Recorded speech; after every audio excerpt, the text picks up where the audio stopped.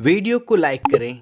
ऐसे ही दवाओं से जुड़े वीडियो देखने के लिए चैनल को सब्सक्राइब करें और नोटिफिकेशन पाने के लिए बेल आइकन को दबाकर ऑल नोटिफिकेशन पर क्लिक करें। नाइटफॉल को रोकने के लिए डॉक्टर द्वारा क्या इलाज दिया जाता है, इसके बारे में जानने से पहले हम जान लेते हैं क्या नाइटफॉल शरीर के लिए बुरा है। क्या यह एक बीमारी है जो आगे चलकर वैवाहिक जिंदगी को बर्बाद कर सकती है।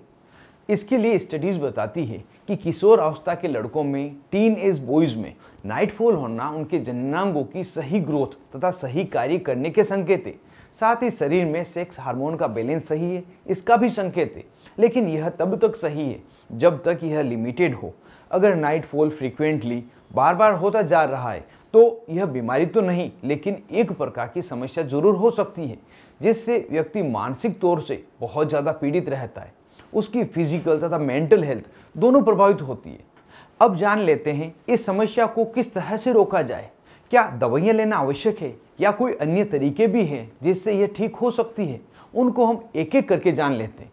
इस समस्या को यदि आप रोकना चाहते हैं तो शुरुआती स्थिति में ही इसे आप बिना किसी को बताए स्वयं ही इस समस्या को रोक सकते हैं।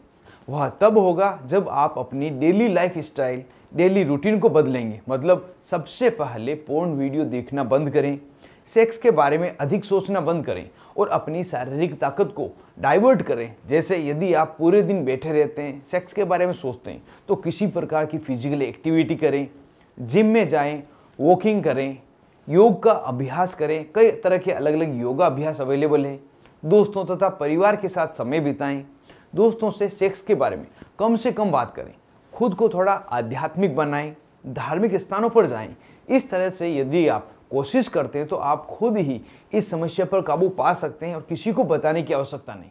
और अगर आप यह सब नहीं कर पा रहे हैं, इन सब के करने पर भी आपको ज़्यादा फायदा नहीं हो रहा है, यह समस्या बहुत ही ज़्यादा बढ़ती जा रही है, आपको पेनिस में भी कमजोरी महसूस होने लगी, तो एक बार सेक्सोलॉजिस्ट डॉक्टर से मिलें जिससे कि वह आपकी काउंसलिंग करके आपके लिए आवश्यक तरीके तथा इलाज बता सके।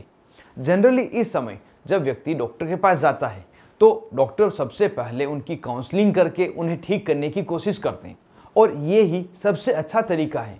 फिर भी कोई व्यक्ति है जिसको बहुत ही ज़्यादा समस्या हो रही है, काउंसलिंग से उनमें ज़्यादा फायदा नहीं हो रहा है, तो उस समय उनके दिमाग को कंट्रोल करने वाली कुछ दवाइयाँ डॉक्टर द्वारा दी जाती है जो मरीज से मरीज अलग हो सकती है। लेकिन ज़्यादातर जो दवाइयाँ दी जाती है उसमें SSRI selective serotonin reuptake inhibitor दवाइयाँ होती है, जिसमें डेपोक्सिटिन, पैरोक्सिटिन, सर्टालिन, एजिटालोप्राम, इनकी टेबलेट्स हो सकती है, कैप्सूल हो सकते हैं। इनमें से कोई भी एक दवा दी जाती है। इनके अलावा भी इस ग्रुप में जो अन्य दवाइयाँ हैं कोई भी दी जा सकती है और वह डॉक्टर के अनुसार अलग अलग होती है, वे दी जाएगी।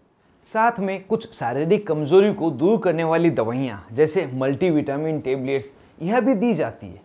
इन्हें तब तक दिया जाता है जब तक व्यक्ति खुद ही इस पर नियंत्रण नहीं कर लेता, और जब व्यक्ति खुद अपने आप की भावनाओं पर नियंत्रित कर लेता है तो इन दवाओं को बंद कर दिया जाता है।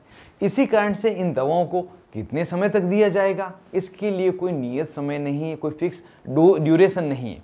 यह मरीज की आवश्यकता के अनुसार अलग अलग होती है। इसलिए डॉक्टर के बताए अनुसार जितने दिनों तक डॉक्टर ने आपको लेने के लिए बोला है उतने दिनों तक पूरा कोर्स इन दवाओं का ले।